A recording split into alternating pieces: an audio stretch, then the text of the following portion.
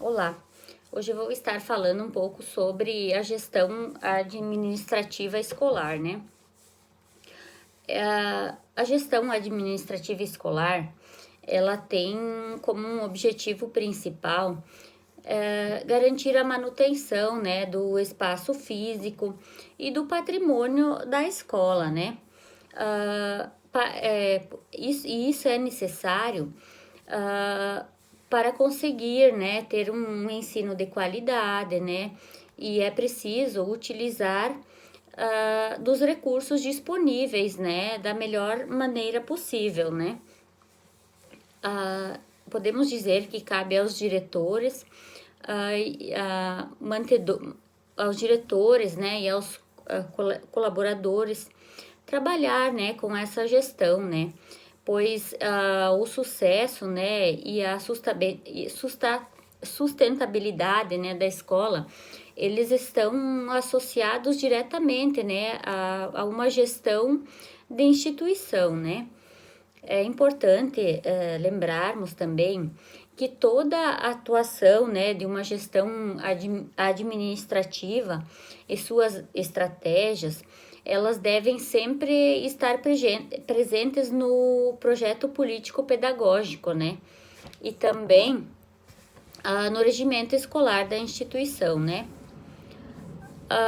Resumindo tudo isso, uma gestão, então, administrativa, ela é uma organização, né, de direção e manutenção dos recursos da escola, né, para assim produzir melhores resultados, né, no processo de ensino e aprendizagem dos alunos, né. Ela é uma administração da escola de modo geral, né? E é responsável por manter tudo funcionando normalmente, né? Na escola. Para garantir, então, a excelência, né? Do ensino e das práticas pedagógicas, é necessário, então, que cada pilar de gestão escolar tenha suas responsabilidades bem definidas, né? No caso de uma gestão escolar administrativa, um de seus papéis nesse processo é a otimização, né, dos recursos e a integração, né, de todos os setores da escola, né? Eu vou citar algumas responsabilidades, então, né? Como garantir, né, do cumprimento das leis, de diretrizes do ensino, né, a levantamento dos materiais, né, que precisam ser comprados, a inserção de tecnologia, né, para otimizar os processos administrativos, né, a administrar, então, os recursos da escola, garantir o uso correto, né, dos recursos que estão disponibilizados, cuidar da manutenção, né, dos bens patrimoniais, né, dessa instituição, estar sempre atento às necessidades, né, de colaboradores, professores, pais também, né, e os próprios alunos, né. Definir, então, junto com os pilares da gestão escolar, uma estratégia, né, de captação de novos alunos, né, e retenção também dos antigos. E muito mais, né? São várias as responsabilidades que podemos citar, né? Uma gestão, então, escolar administrativa, com suas responsabilidades, é muito importante para uma escola, né? Antes de tudo, é importante que a gente tenha em mente cada pilar, então, né, dessa gestão escolar, o papel, né, na garantia da excelência do ensino, da permanência, né, da escola e do mundo educacional. No caso, então, de uma gestão administrativa escolar, a sua importância, ela é principalmente, né, na administração dos recursos, para que a escola ela esteja sempre organizada, né, a todas as tarefas, né, para fazer todas as tarefas. Ou seja, né, sozinha uma escola não funciona, né, pois ela é somente uma peça importante, né, da engrenagem, né, gestão escolar.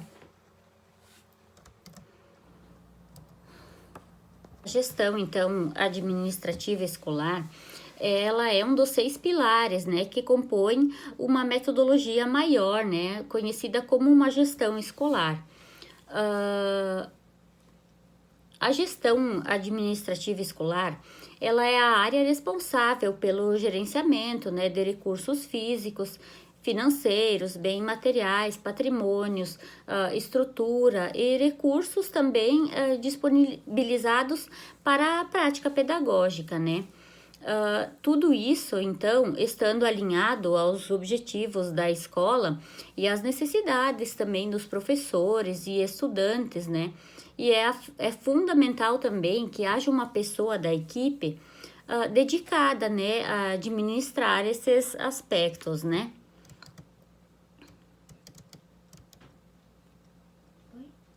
A gestão administrativa escolar, ela é uma área responsável, né, em linhas gerais, e por otimizar os recursos, né, integrar todos os diferentes setores da escola, né.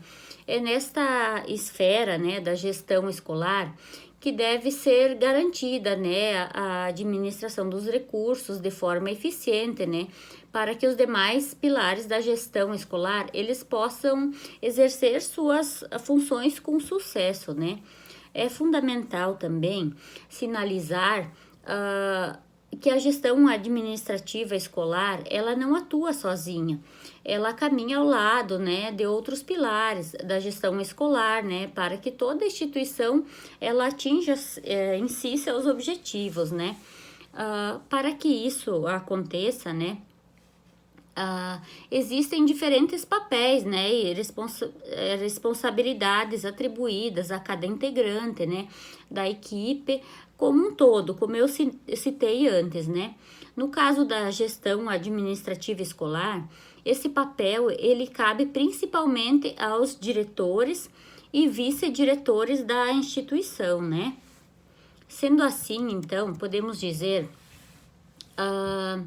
que o dia a dia, né, das pessoas que assumem essa responsabilidade, né, ele é repleto de atividades, articulações, né, e ações também que buscam contribuir, né, com a excelência de um ensino, né, e das práticas pedagógicas também, né. Gestão administrativa. Ser gestor é um desafio, não é nada fácil, mas é prazeroso. Vamos lá então ao conteúdo do nosso curso. Aqui nós vamos falar sobre assuntos fundamentais para você realizar uma excelente gestão administrativa em uma empresa. Vamos trabalhar assuntos importantes para que você possa ter uma base administrativa para atuar em uma empresa que seja sua, da sua família, ou principalmente em corporações que te contratarem para ser um administrador, tá bom? Então, para começarmos,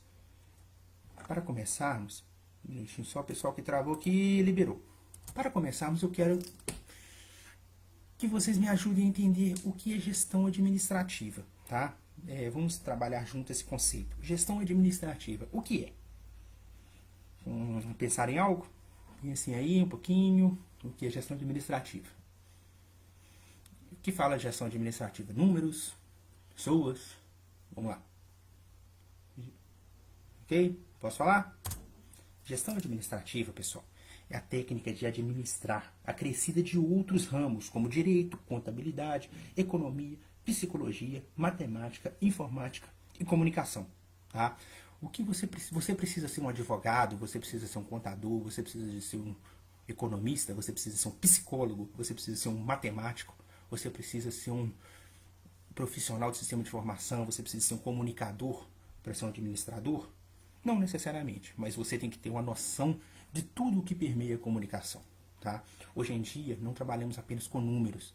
Hoje em dia, nós trabalhamos com pessoas. Pessoas são pontos importantíssimos para uma boa gestão.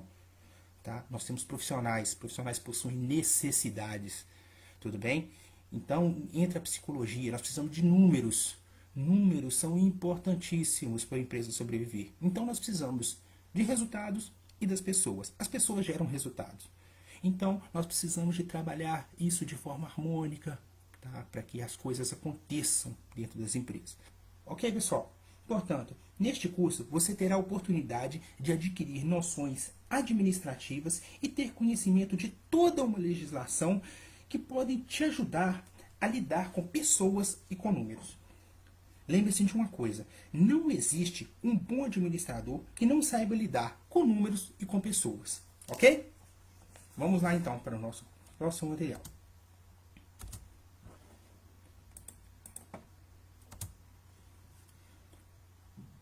Para a gente entender como tudo isso começou, quero passar rapidinho pela história da administração. Você sabia que a administração é uma das ciências mais antigas? Aposto que não, né? Você acha que estaríamos aqui hoje vivendo em meio a várias tecnologias se não houvesse administradores, talvez que nem soubessem o que é realmente a administração, mas que foram importantíssimos para a formação das civilizações e de fatos importantes na história? Não, isso não tenho dúvida, né? A história da administração surgiu há muitos anos atrás, mais precisamente no ano 5000 a.C., na Suméria, quando seus antigos habitantes procuravam maneiras para melhorar a resolução de seus problemas práticos. Tá? Então, a partir do momento que a sociedade começou a se organizar, começaram a surgir formas de administrar. Depois, no Egito, Ptolomeu planejou e dimensionou um sistema econômico que não poderia ser operado sem uma administração pública sistemática e organizada. A história ainda traz outras raízes administrativas no período feudal, né? A gente estudou isso na história, que as pessoas produziam, os grandes feudos produziam, tanto era para o império, tanto era para os trabalhadores, nós estudamos tudo isso. E mais próximo da gente aqui, nós temos os, não, nem tão próximo, né? Mas aqui perto nós temos tivemos os incas, os maias, os astecas, que eles não viveriam tanto tempo, não teriam grandes populações e grandes cidades em comparação ao período que eles viveram, se não houvesse uma forma de administrar tudo aquilo. Pessoal, mas isso só ficou evidente realmente com a Revolução Industrial em 1776. A partir daí, as coisas foram evoluindo de forma mais rápida e a necessidade da figura administrativa foi ficando cada vez mais importante. E com todo esse crescimento, surgiram as teorias da administração. Para você entender cada uma dessas teorias, montei um mapa mental para que você possa ver o que cada uma aborda, tá bom? Vamos começar aqui pela administração científica. A administração científica, ela foi criada por Frederick Taylor. Frederick Taylor, ele foi o autor do Taylorismo, tá? E o que o Taylorismo aborda nessa teoria? O Taylorismo, ele fala sobre a padronização de processos de produção. Então, naquela época, a administração era a primeira teoria da administração, ela envolvia apenas a padronização do processo de produção. Naquela época, a visão administrativa é: precisamos padronizar tudo isso aqui. Logo depois dessa teoria de tudo funcionando, surgiu a teoria clássica. A teoria clássica foi criada por Henry Fayol. Ela engloba itens como divisão do trabalho. Desculpa, pessoal, muita coisa, né? Desculpa. Como a divisão do trabalho, autoridade, responsabilidade, comando, direção, disciplina, prevalecência, remuneração, centralização, hierarquia, ordem, equidade, estabilidade, iniciativa e espírito de equipe. A gente pode dizer que a teoria clássica é um avanço muito grande, porque ela já incorpora as pessoas como parte do processo. Ela não é apenas a padronização da produção, ela envolve pessoas. Tá? Esse momento as pessoas já começam a ser levadas em consideração. A gente pode dizer também, uma coisa muito importante sobre a teoria clássica, é que ela envolve um planejamento, organização e coordenação e controle de toda uma empresa. Tá bom? Depois da teoria clássica, nós tivemos a teoria neoclássica. A teoria neoclássica teve como um dos principais autores Peter Drucker. Tá? Nós podemos dizer que o Peter Drucker criou a teoria neoclássica reunindo tudo que o Taylor e o Fayol estudaram de melhor. Ela dá ênfase mais aos objetivos do trabalho e às relações interpessoais. Ela é mais um resumo de todo esse processo do Fayol e do Taylor, uma síntese, aquela coisa que a gente tira o melhor de cada um, une e evolui. Tá? Nós podemos dizer mais isso. Pouco tempo depois surgiu a teoria da burocracia, criada por Max Weber. Agora vocês vão me dizer que o Weber é o pai da burocracia, né? Mas realmente a essência da burocracia, ela não é o que ela se tornou hoje, né? A gente fala, é burocrático, é demorado e tudo. O Weber, ele criou a teoria da burocracia na sua essência da palavra, tá? O que, na verdade, é a burocracia? A burocracia, ela nos leva para o lado racional, tá? Nós temos que pensar, nós temos que focar, não temos que ser emotivos. Nós trabalhamos mais um desenvolvimento, ele trabalhou mais um desenvolvimento histórico-social da burocracia, porque ele via que essa racionalidade, ela levava as empresas a atingir metas de uma forma mais fácil, tá? Nós vamos ser racionais, nós vamos atingir metas. Outro ponto interessante do estudo do Weber foi a definição de responsabilidade por cada cargo. Acho esse aqui um ponto que cargo X resolve isso, cargo Y responde por isso, por isso. Então esse momento da teoria da burocracia, ela foi bem evolutiva para o nosso processo de trabalho, tá? Aí a gente vem para o outro lado, onde nós vamos falar um pouquinho sobre a teoria das relações humanas. Pessoal, antes de seguirmos para a próxima teoria aqui, eu quero pedir desculpa se está chato esse monte de informação. Mas é importante para a gente criar uma base de trabalho para que nossas próximas aulas sejam mais leves, ok? Eu prometo que eu vou acelerar um pouquinho para não ficar muito chato essa questão de informações, tá bom? Tá, então agora, vamos passar mais rapidinho aqui, nós temos a teoria das relações humanas. A teoria das relações humanas, ela é um conjunto de teorias administrativas que ganharam força justamente na depressão, na Grande Depressão da economia, em 1929. Tá? Nos Estados Unidos, que nós tivemos toda aquela confusão e tudo. Naquela época, aquela foi uma época de muita concentração de tudo o que se acreditava até então. Essa teoria mostra uma nova perspectiva para a recuperação das empresas de acordo com preocupações de seus dirigentes e começa a tratar de forma mais complexa os seres humanos. A partir daqui, dessa nova perspectiva, a gente para de ver o homem como máquina. O homem não é apenas um objeto simples do processo produtivo. Ele não é aquela pessoa que você paga e ele vai para casa. A pessoa fala assim, pagou, você tem que trabalhar. Em 1929 a gente já não pensava dessa forma. A gente começou a ver, o ser humano, a gente começou a ver que as pessoas têm necessidade, as pessoas têm sentimentos. Então, uma coisa que aborda, um fato que aborda bem essa teoria das relações humanas é o filme Tempos Modernos, de Charlie Chaplin, que é um filme que eu aconselho que vocês vejam. Tá? Depois dessa teoria de relações humanas, surge a teoria do comportamento organizacional. O que é isso? É uma teoria que ela tem um foco no comportamento do ser humano dentro das empresas. Tá? O que o ser humano faz? Essa teoria ela mostra necessidades do homem além da finança. Tá? Aqui a gente já falava que o homem não é máquina. Aqui, quais são as necessidades do ser humano além dos financeiros? Então, nesse momento, os grandes gestores começam a ver, não é só a gente que tem necessidades, nossos trabalhadores também. E as coisas vão evoluindo quando nós chegamos no momento da teoria estruturalista. A teoria estruturalista, ela tentou unir o que tinha de melhor, ela fez tipo a teoria burocrática, mas ela uniu o que ela conseguiu tirar de melhor da burocrática, voltou na prática, buscou mais um pouquinho e foi até a teoria das relações humanas, naquela época de 1929, onde as coisas avançaram um pouco, e buscou mais informações boas para poder evoluir um pouco. Essa teoria, bacana demais dela, que ela mostra a organização sendo um sistema aberto, tá? Que ele se relaciona com outras organizações. Então as empresas deixam de ser ilhas.